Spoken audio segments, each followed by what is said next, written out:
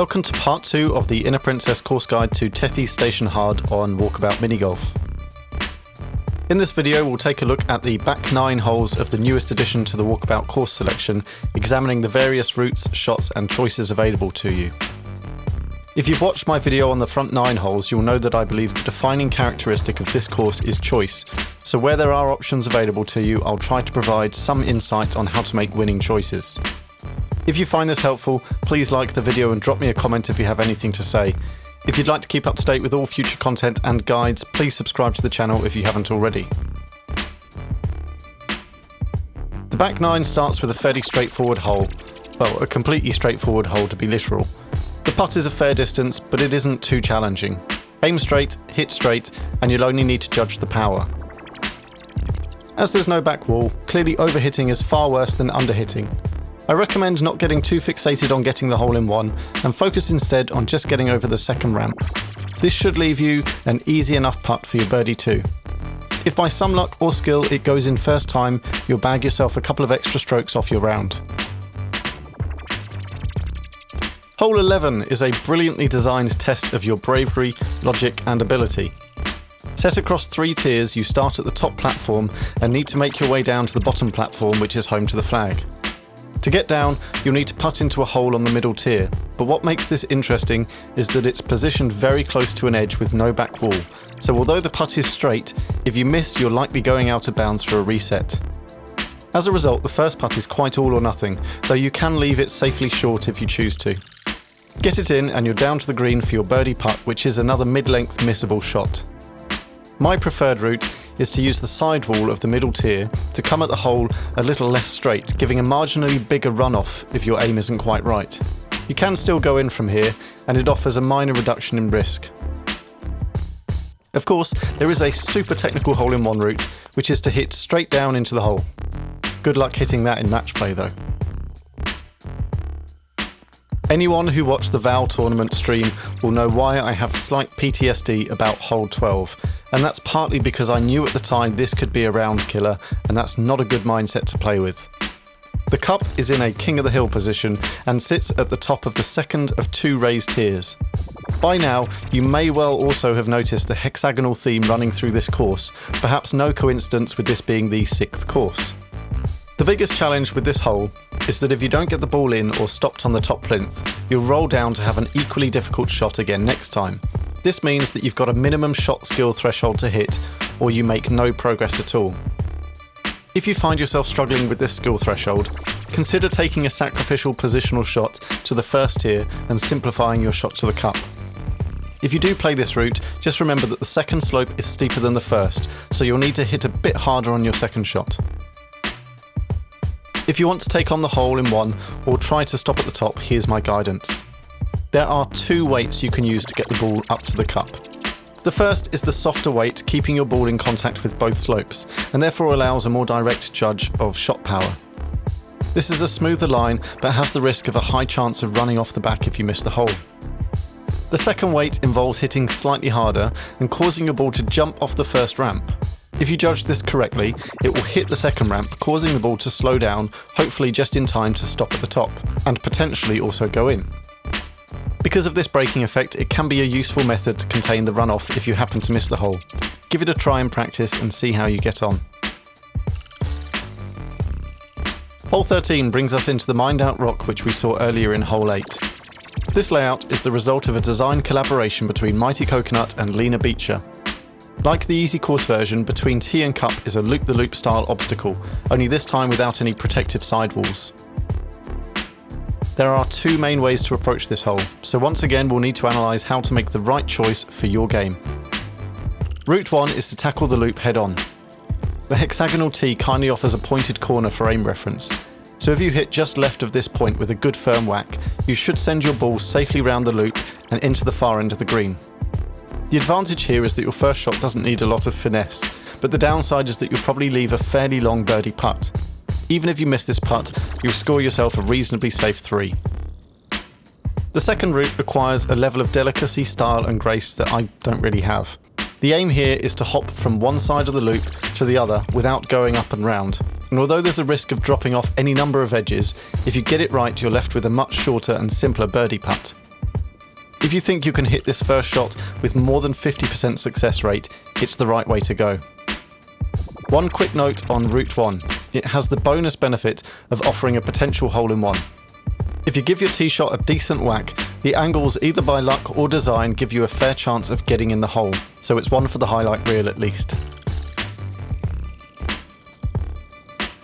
Hole 14 may not be the most aesthetically pleasing layout, but it is a fun test of skill without too much choice. The route sees you play round a banked curve down to quite a wide green contained by a tall perimeter wall. As there's no edge wall on the curve, the real challenge of this hole is to judge the weight right going round. This is a skill seen before in other courses, notably hole 17 on Tourist Trap.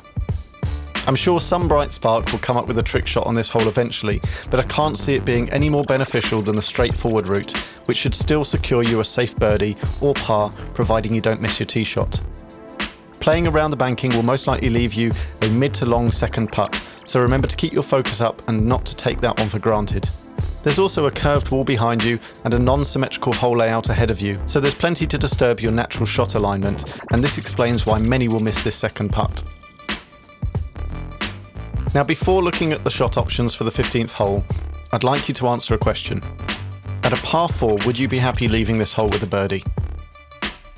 If the answer is yes, then I'd say take the second route I'll show you and don't concern yourself with any other temptation.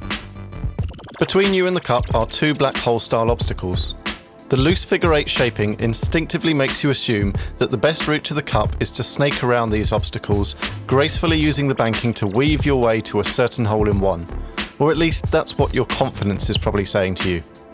If you do want to take on the eagle, it's better to avoid as much of the sloping as possible and aim just outside this corner point, letting your line be straightened out by the first curve. If you get it right, you can shave 2 strokes off your round, but it's a difficult shot, as the line you take is weight dependent, so you'll need to balance the two in one shot. If you answered yes to the question at the start of the hole, then avoid the obstacles altogether. At the edges of the green, you have conveniently placed lights. If you roll up to the first at a dead weight, you'll have a clear line to the second. Play off this one at a greater pace, and you'll safely see your ball go within putting distance of the cup for a birdie.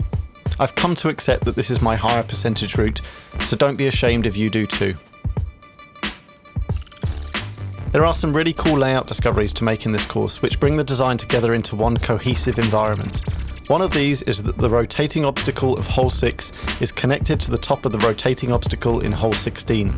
Continuing this theme, the layout of hole 16, with its 3 runoff areas, resembles the slopes traversed in hole 6. Clearly, there's a choice to this one too, whether to use the middle holding mat on your way to the hole, or to go straight for the green. With the counterclockwise rotations encouraging you to use this middle platform, it's worth considering, as the alternative shortcut is not an easy shot. That said, nor is this way. As weight is not so important here, this shot just requires lining up and timing so that your ball passes through the tunnel like gaps. The downside to this simplified shot is that you need to play it twice to get to the green, so in order for this route to be statistically preferable, you'd need to have half the failure rate. The direct route is not an easy shot, but it is one you'll need to learn to hit. There are 2 main ways to approach this shot. The first is to pass through only one gap, and for this to work you'll need to play your shot as soon as you have sight of the gap, perhaps even a little preemptively. The second is to pass through 2 gaps, meaning you'll need to wait a little longer before taking your shot and aim a bit higher. Although the initial target is tighter, you have less chance of catching a deflection out of bounds after passing through the gaps. I have to credit Simo here with his guidance on that line, and I have found it to be my preferred route. Hole 17 is a really neatly designed test of skill and decision making near to the end of the round, and with the layout set across a number of boundaryless platforms surrounded by deep dark space, you get to experience the same feelings of being on the edge of nothingness as your ball does. At a par 5, you have plenty of shots to work with, but there's also every opportunity to leave this hole with an albatross. There is a trick shot route involving going off the back wall and catching a couple of good bounces, but this will still likely only score you a 2 at best, and there's a much more straightforward way of achieving the same result. If you play into the near side edge of the slope straight ahead of you and judge your weight just right, you'll be able to make it in line with the narrow bridge across to the cup. Be careful with your alignment on your next shot, as the bridge really is tight, And also remember, the putt is a little longer than it may seem at first, and you've got to be up to be in. If you happen to leave your first shot short of a clear line, then you've got a couple of options available. You can take a short sacrificial shot to make up the remaining distance to a line, or you can use the wider relief channels to your left. Whichever route you take, your next shot will still be for an eagle. Henning's beautiful course layout sees everything tied together at the very end of the course, as the tee of hole 1 sits directly above the main hazard of hole 18, going through the reactor of hole 3 on the way down. I can't line up at the tee of this hole without thinking about the charity money spinners you used to see in McDonald's, only this time it's the drop you want to avoid. As a par 4, as long as you don't make any horrendous errors, this should allow you one final birdie to complete your round. To do this, play around the banking, following the upper grey band, to land your ball on the holding platform next to the green. This is quite a forgiving shot, so you should be looking to make this with ease. From here, use the wall to your right to guide your next shot safely round to the green, leaving you a tap in for your 3. If either you're a show-off, or you're looking to desperately pull off a last-minute victory from the jaws of defeat, there is a route to the green in 1, and therefore a potential hole in 1. To do this, you'll need to play off the wall to your right at the tee and send your ball around an upper shelf over the green. If you judge the weight just right, your ball should drop off the ledge, do a fancy little sweep around the vortex, and return to the green in what is one of the most elegant hole-in-one routes I've seen. Of course, this is not without risk and is a really tricky shot to pull off, but it's definitely one to add to the bucket list of achievements in this game.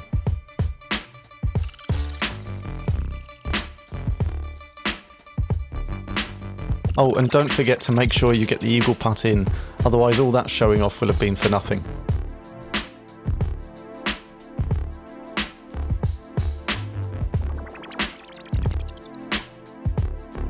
So that brings Tethys Station Hard to an end, one of the most mentally exhausting courses currently in the game. Consistency is something hard to achieve in this course, but with the right decision making and practice, you should be able to bring your average score up over time. I hope this guide has given you at least a couple of pointers. Please drop me a comment if you found this useful. I'll be tackling the most requested course guide next, so if you'd like to stay informed of when that video comes out, please subscribe to the channel if you haven't already.